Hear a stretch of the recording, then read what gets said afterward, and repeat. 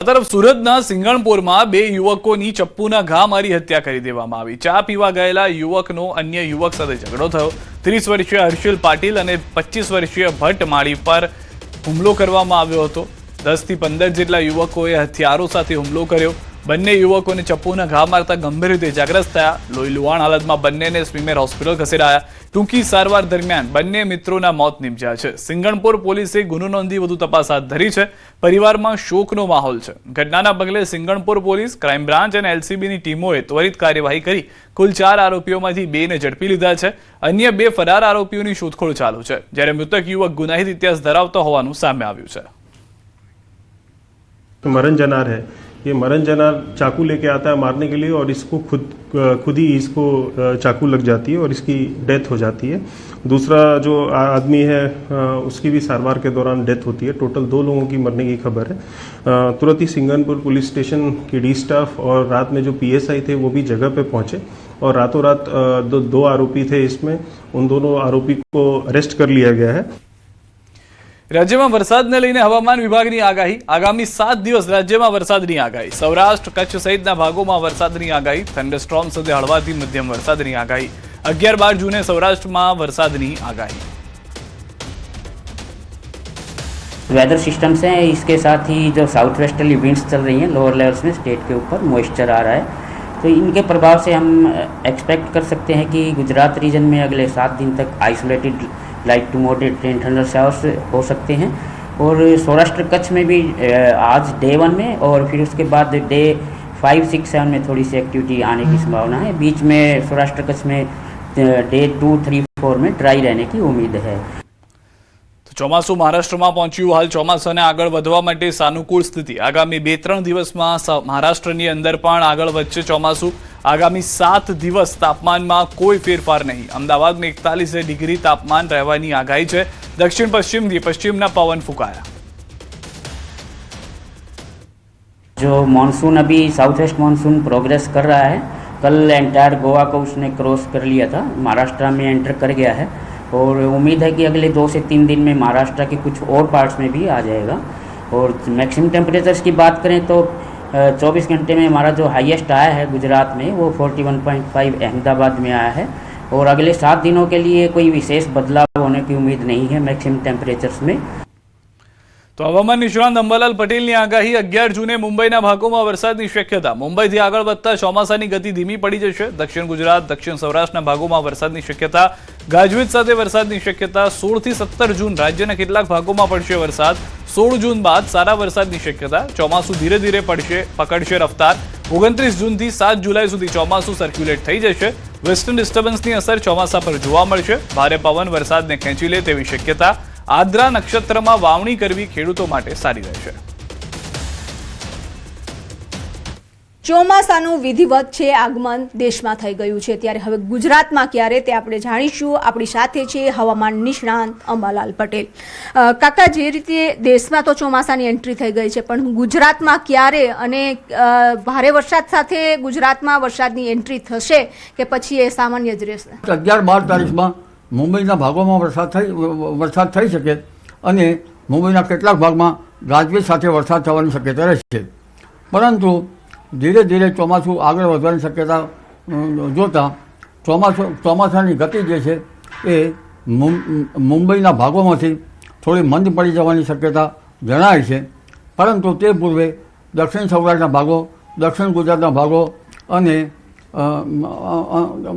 અન્ય ભાગોમાં લગભગ પશ્ચિમ સૌરાષ્ટ્રના ભાગોમાં ગાજવીજ સાથે છૂટો છવાયો વરસાદ થવાની શક્યતા રહેશે। ચોમાસાનો વિધિવત વરસાદ લગભગ મૃગશી નક્ષત્રમાં થઈ જવાની શક્યતા રહેશે। તારીખ 8મી જૂનથી દરિયામાં પવનનો બદલાશે।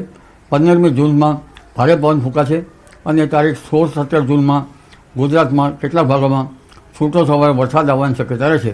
પરંતુ સારો વરસાદ તારીખ 16 બાદ આવવાની શક્યતા રહેતાં આદ્રા નક્ષત્રમાં તારીખ 18થી 28માં વરસાદ આવવાની શક્યતા રહેશે અને ચોમાસુની રફતાર તે ધીરે ધીરે પકડશે અને 29મી જૂનથી 7મી જુલાઈ સુધીમાં રાજ્ય સહિત દેશ સહિત રાજ્યના ઘણા ભાગોમાં ચોમાસું સેચ્યુરેટેડ થઈ જવાની શક્યતા રહે છે.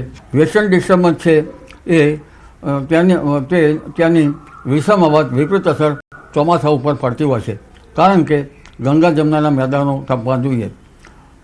પરંતુ હવે વેસ્ટર્ન ડિસ્ટર્બન્સ વચ્ચે પણ ચોમાસું આવવાની શક્યતા રહે છે. 18મી તારીખમાં વરસાદ તો આવશે, પરંતુ આદ્રા નક્ષત્રમાં વાવણી કરવી સારી રહે, કારણ કે આદ્રા નક્ષત્ર 22 જૂન બેસ્ટ છે. તે પૂર્વે મૃગશિર નક્ષત્રમાં વાવણી કરવામાં આવે તો રોગ જીવાતનો ઉપદ્રવ વધતો હોય છે અને જીવાતો લગભગ એક થડ માત્ર રાખીને પાંદડાઓ ખાઈ જતા હોય છે. અને ખાસ કરીને આદ્રા નક્ષત્રમાં ખેડૂતોએ વાવણી કરવી જોઈએ. કેમેરામેન અમિત શર્મા સાથે વિભુ પટેલ, ન્યૂઝ 18 ગુજરાતી, ગાંધીનગર.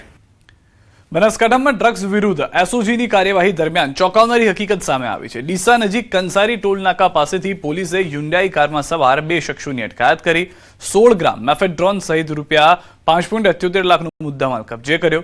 ઝડપાયેલા આરોપીઓમાં જોગેશ ઠાકોર નામનો યુવક LLB એમફિલનો અભ્યાસ કરેલો છે અને યુનિવર્સિટી ગોલ્ડ મેડલિસ્ટ તેમજ PhDના અંતિમ સેમેસ્ટરમાં અભ્યાસ કરતો હોવાનું સામે આવ્યું છે. વિવિધ કોલેજોમાં પ્રોફેસર તરીકે સેવા આપી ચૂકેલા યુવક ડ્રગ્સના કારોબારમાં સંડોવાયેલા હોવાનું બહાર આવતા સમગ્ર પંથકમાં ચર્ચા જાગી છે. પોલીસે બંને આરોપીઓ સામે NDPS એક્ટ હેઠળ ગુનો નોંધી વધુ તપાસ શરૂ કરી છે.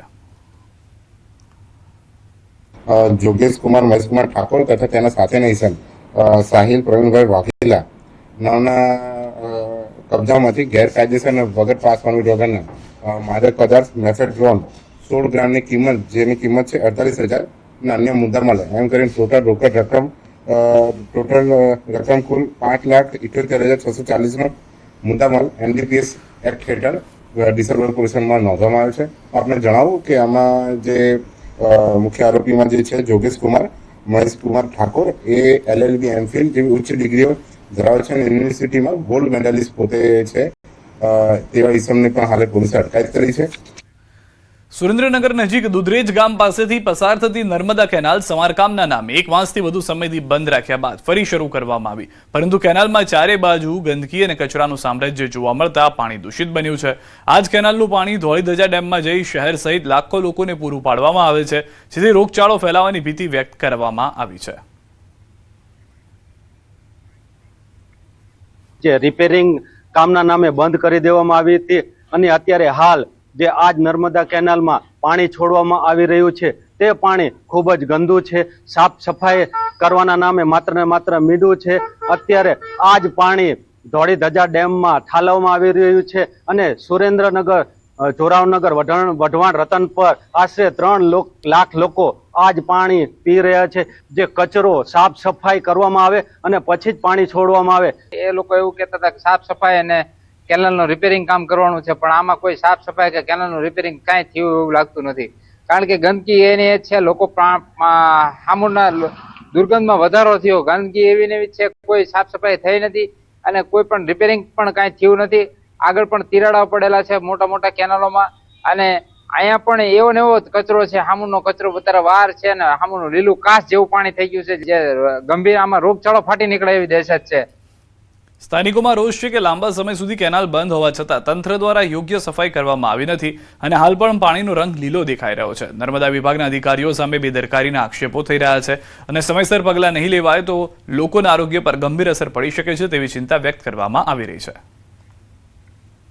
સુરેન્દ્રનગરના દુધરેજ ગામ નજીકથી પસાર થતી નર્મદાની મુખ્ય કેનાલ તંત્ર દ્વારા સમારકામના નામે અંદાજે 1.5 માસ સુધી બંધ રાખવામાં આવી હતી. ત્યારબાદ હાલ ફરીથી પાણી છે આ કેનાલમાં છોડવામાં આવ્યું છે, પરંતુ સમારકામના નામે તંત્ર દ્વારા 1.5 મહિના સુધી કેનાલ બંધ રાખ્યા બાદ પણ આ કેનાલની જે સ્થિતિ છે ટીવી પરના દ્રશ્યોમાં જોઈ શકો છો કે સમારકામના નામે માત્ર અને માત્ર ભ્રષ્ટાચાર કરવામાં આવ્યો હોય અને સમારકામના કામગીરી નામે માત્ર અને માત્ર કામગીરી શૂન્ય હોય તેવા જે છે સ્થાનિક લોકો આક્ષેપ કરી રહ્યા છે. સમારકામ બાદ પણ જે નર્મદા કેનાલની સ્થિતિ છે તેમાં ભરપૂર માત્રામાં ગંદકી, કચરો તેમજ જે ગંદી માટી છે એના થર જોવા મળી રહ્યા છે, જેને લઈને ક્યાંક ને ક્યાંક લોકોમાં રોષ જોવા મળી રહ્યો છે. આ જ પાણી જે છે નર્મદા કેનાલનું ધોળીધજા ડેમમાં ઠાલવવામાં આવે છે અને સુરેન્દ્રનગર શહેરની જે 3 લાખની જનતા છે તેને તો આ પાણી પીવા માટે આપવામાં આવે છે, પરંતુ અહીંથી આ પાણી છે પમ્પિંગ કરી અને સૌરાષ્ટ્ર છે કચ્છ સુધી પહોંચાડવામાં આવી રહ્યું છે. ત્યારે ક્યાંક ને ક્યાંક આ ગંદા પાણીના કારણે લોકો છે એ રોગચાળાનો ભોગ બને એવી શક્યતા છે. ત્યારે તંત્ર દ્વારા તકેદારીના પગલાં લેવામાં આવે તેવી લોકોમાં માંગ ઉઠી છે. અક્ષય જોશી, ન્યૂઝ 18 ગુજરાતી, સુરેન્દ્રનગર.